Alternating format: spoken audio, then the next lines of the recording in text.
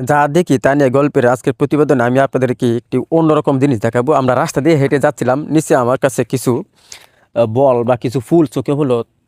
চোখে বললে আমি উপর দিকে চাই, দেখলাম যে এই জায়গায় আসলে একটি গাছের ভিতর আরও অন্য একটি গাছ হয়ে রয়েছে। গাছটি মূলত অজানা। এই গাছটি হচ্ছে অজানা, এটি মূলত এই কাঁঠাল গাছের উপর একটি গাছ হয়েছে, এটার মধ্যে আবার ফুলও ছাড়ছে। মূলত এটাই বোঝা যাচ্ছে যে এই কাঁঠাল গাছের উপর নির্ভর করে সেই গাছটি এখনও বেঁচে আছে। তো মূলত আমাদের সমাজটাতে যদি এরকম কিছু লুক হইতো মানে একজন আছে এরকম যে একজন মানুষের উপর আরেকজন মানুষ নির্ভরশীল, কিন্তু আল্লাহ তাআলা সৃষ্টির এরকমভাবেই করেছে যে একজন মানুষের উপর একজন নির্ভরশীল হতে হবে। এটা প্রকৃতিকে দেখে বোঝা যায়। দেখতে পাচ্ছেন প্রকৃতি আমাদেরকে কত সুন্দরভাবে এটি বুঝিয়ে দিয়েছে যে একজন আরেকজনের উপর নির্ভর করলে এটা তেমন একটা সমস্যা হয় না। যেমন এই যে তারা একজন আরেকজনের উপর নির্ভর হয়ে রয়েছে। দেখেন একটি কাঁঠাল গাছের উপর আরও একটি, এটা বন জঙ্গলই বলতে পারেন, বন জঙ্গল এটি